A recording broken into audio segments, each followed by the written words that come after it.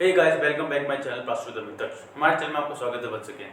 आज की वीडियो में ये जानने वाले हैं कि जो भी हम पैकेजिंग प्रोडक्ट हम बायोडिग्रेडेबल प्लास्टिक से रिप्लेस कर रहे हैं या वो डिग्रेड हो रही हैं 180 डेज या 200 डेज के बाद जो उनका लाइफ स्पान है, उनकी कंडीशन क्या होती है, कैसे डिग्रेड होती है और डिग्रेड होने के बाद क्या क्या हमें फेसेस आते हैं, प्रॉब्लम हम जो फेस कर रहे हैं, या फिर अगर हम नॉर्मल लाइफ में डेली यूज़ करते जैसे कि मैं या आप हूँ, तो कैसे उसका बिहेवियर को देखेंगे, इन सब के बारे में डिस्कस करते हैं हम।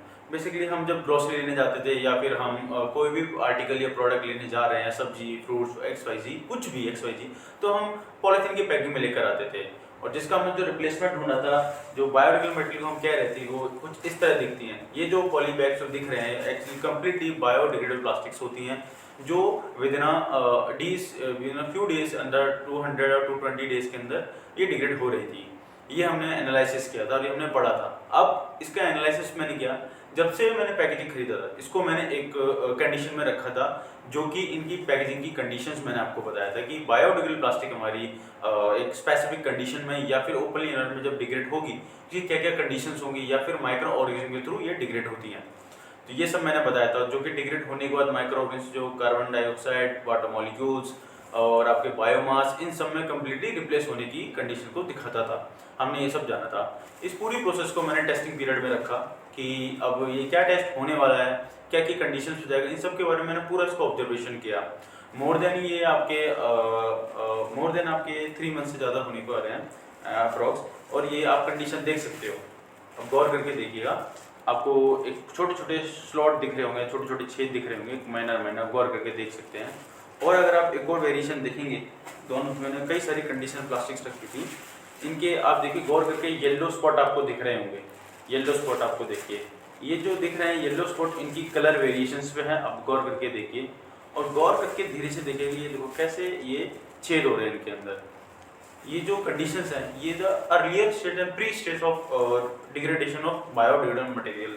ये जो पैकेटिंग है, ये डिग्रेड होना स्टार्ट कर रही है। अब बात की आती है कि जो डिग्रेड हो रही है, छोटे छोटे स्लॉट बन रहे हैं, ये जो माइक्रोप्लास्टिक्स में स्प्रेड्स हो रहे हैं, क्या कंडीशन में हो रहे हैं, और जब इनके ऊपर कोई भी चीज़ हो रही है तो कैसे एनालाइज हो रही है, इसके पीछे मैं बात बताता हूँ। बेसिकली मैं अपने घरों में से रखा हुआ था, एक मैंने सेफ में रखा हुआ था ओनली, ये कबर्ड के टाइप में, और मैं उस पर इफेक्ट करने के बाद ऐसे कुछ तरह डिग्रेड होना स्टार्ट हो रही थी। आप कंडीशन देख सकते हैं। उस वक्त क्या हुआ, मैंने चीज़ एनालाइज किया, मॉइस्चर का टाइम चल रहा है, मॉइस्चर है एयर में, रेनी का टाइम चल रहा है, तो चींटियाँ वगैरह नॉर्मली घरों में हो जाती हैं, एक स्पेसिफिकली, ऐसा कोई मेजर नहीं, हो जाती हैं आपके किचन में एक्सपेस कहीं पे भी। तो मैंने देखा कि इनको चींटियाँ कंज्यूम कर रही थी। अगर आप ऑल ओवर देखें, जो प्लास्टिक्स को चींटियाँ खाती हैं, वो इतना ही खाती है जितना उसमें से अंदर बाहर जा सके, रेस्ट को छोड़ देती हैं। बट ये जो प्लास्टिक था, ये हमारा पीबैट मटेरियल होता है, जिसे हम नेचुरली बनाते हैं और इसमें मॉडिफाई करने के लिए इसमें हम एलिफेटिक पॉलीस्टर भी डालते हैं। बेसिकली पीबैट जो बनता है हमारा हमारे प्रोटीन से और हमारे नेचुरल इंग्रेडिएंट जैसे स्टार्च से बेस से मिलकर बनता है, कॉर्न स्टार्च, एनिमल स्टार्च और फ्रूट स्टार्च, इन सब की जो भी स्टार्च निकलता है, इनके साथ हम एलिफेटिक पॉलीस्टर को कंबाइन करके इसे पॉलीथीन की फॉर्म में कन्वर्ट करते हैं। तो बेसिकली ये नेचुरल प्रोडक्ट से मिलकर बना होता है। जब ये डिग्रेड हो रहा है, कोई भी टॉक्सिसिटी रिलीज नहीं कर रहा, सबसे पहली थिंग जो हमने रेस्ट प्लास्टिक कंडीशन पढ़ा था।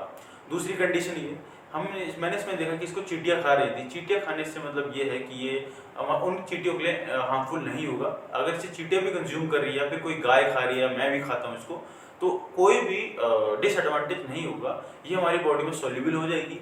सोल्यूबल होने, अगर बाई चांस 0.1 प्रोबेबिलिटी सोल्यूबल नहीं भी होती, क्योंकि इनके जो स्ट्रक्चर्स कई बार हार्ड होते हैं, तो ये हमारे आउटलेट के थ्रू निकल जाती है, हमारे फूड के थ्रू, और ये कोई भी नेगेटिव इम्पैक्ट शो नहीं करती। चाहे उसे चींटियाँ खाएं, चाहे से मक्खियाँ बैठे, चाहे से हम खाएं, या कोई भी गाय या भैंस, कुत्ता, कोई जो भी खा लेता है, जो स्ट्रीट में होता है इंडिया में, वो सब कंडीशन से फ्री होता है। एडवांटेज हमें ये मिला।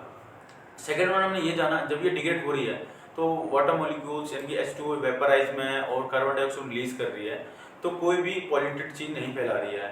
जो माइक्रोप्लास्टिक स्प्रेड्स करती है, जो माइक्रोप्लास्टिक होने के बाद 0.5 सेंटीमीटर, जिन्हें हम माइक्रोप्लास्टिक्स बोलते हैं, उतनी डायमीटर की प्लास्टिक इन्वायरमेंट में इजीली डिस्पर्स हो जाती है, जो हम इनहेल करते समय, नहीं सांस लेते समय कंज्यूम करते हैं, खाते समय, या फिर हम कोई भी क्रॉप जैसे वेजिटेशन करते हैं, यानी कि खेती बाड़ी करते हैं, तो उसमें कहीं ना कहीं स्टोर हो जाती हैं। तो और उस सम हाउ, अगर आप अभी कोई भी ब्लड टेस्ट अब करवाते, करंटली हमारी ऐसी सिचुएशन हो चुकी है कि हमारे ब्लड के अंदर पार्टिकल्स पाए जाते हैं, उनके सिम्टम कुछ या कोई भी पार्टिकल पाया जा रहा है हमारे ब्लड के अंदर प्लास्टिक का, तो समहाउ भी हम ऐसे कंज्यूम कर रहे हैं प्लास्टिक को, बट बायोडिग्रेडेबल प्लास्टिक करने से ऐसा नहीं हो रहा। तो आप देख सकते हैं पूरा एक टेस्टिंग था जो मैं एनालाइज कर रहा था कि क्या जो भी कंपनी या कोई भी ये एश्योर करके दे रही है कि विद इन 200-220 डेज यानी कि XYZ डेज के अंदर डिग्रेड हो रही है, अगर मैं एज अ कंज्यूमर हूँ, मैं नॉर्मल सिंपल पर्सन हूँ, तो क्या मैं इसको चेक कर सकता हूँ, या जो इसे क्या क्या प्रॉब्लम फेस कर रहा हूँ या करूँगा, इन सब के पीछे करेंगे, इन सब का मैंने एनालिसिस किया हुआ। बट हाँ, एक चीज़ और, अगर आप इसे अपने घरों में रख रहे हैं, अगर मॉइस्चर है आपके आसपास, अगर चींटियाँ आराम से लग जाएंगी, तो इसमें क्या होता है कि एक कंडीशन है कि चींटियाँ लगने के चांसेस ज़्यादा होते हैं इनमें, क्योंकि ये नेचुरल प्रोडक्ट है, कोई भी स्पाइसी चीज़ नहीं है या कोई भी ऐसी कोई कड़वी चीज़ नहीं है जो अट्रैक्ट ना हो, जिसकी वजह से क्या होता है कि चींटियाँ लगने के चांसेस ज़्यादा हो जाते हैं। तो इन्हें हम कहीं भी मिलाकर नहीं रख सकते, इनकी जो थिकनेस है काफ़ी कम है। अभी हम मार्केट में देखेंगे तो बायोडिग्रेडेबल प्लास्टिक की जो थिकनेस वाले आ रहे हैं, 75 थिकनेस, 100 थिकनेस, 200 थिकनेस, 220 थिकनेस की पॉली बैग्स या कैरी बैग्स आ रहे हैं।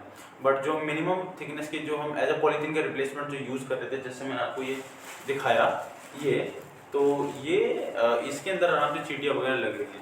तो अभी ये पूरा ऑब्जर्वेशन जो है, अभी मैं इनको और रखूँगा ऐसे ही, और देखता हूँ आगे इसकी क्या कंडीशन होगी, और काउंटडाउन शुरू है मेरा अभी भी कि ये कहाँ तक पहुँच चुके हैं इनके दिन, और कैसे कैसे डिग्रेड होगी, इसकी क्या क्या पोजिशंस होगी after the spending too much time on it. अगर इस समय के साथ साथ ऐसे डिग्रेड होगी तो उसकी क्या कंडीशन होगी, कैसी दिखेगी, ये क्या होगा स्कैन में, उस सब के हम पूरे टेस्टिंग पैरामीटर में रहेंगी और ऑब्जर्वेशन में रहेगी। जब इसका जो भी फाइनल कंडीशन होगा वो भी मैं आपको दिखाऊंगा कि क्या ये जो भी हम मार्केट में लॉन्च कर रहे हैं ये वर्थफुल है या नहीं है, या ये रिप्लेसमेंट है या नहीं है, ये जो भी कंपनी शॉर्ट करके दे दिया क्या सच्ची में सही है। तो इन सब के बारे में जानेंगे। तो be happy by using plastic.